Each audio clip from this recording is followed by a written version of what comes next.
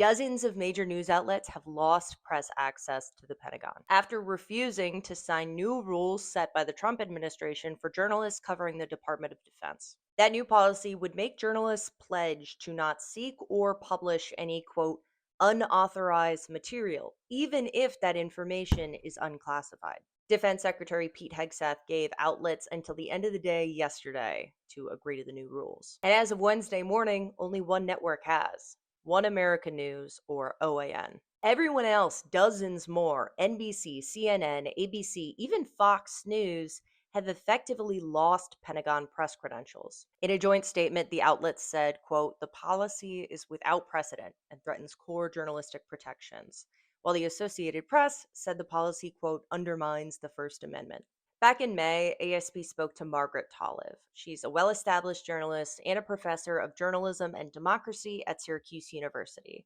We asked her about press freedoms and efforts to limit access. Freedom of the press is essential because it allows the sharing of facts, holding truth to power, even when that might make powerful people uncomfortable or angry. I mean, freedom of the press is a cornerstone of countries that have strong democracies and rule of law. And outside the US, over the course of history, we have seen that when there is a rise to power of repressive leaders, their first move, or one of their first moves, is always to clamp down on the free press in order to silence critics and keep people in the dark about what's going on. On limiting press access in government buildings, here was her take.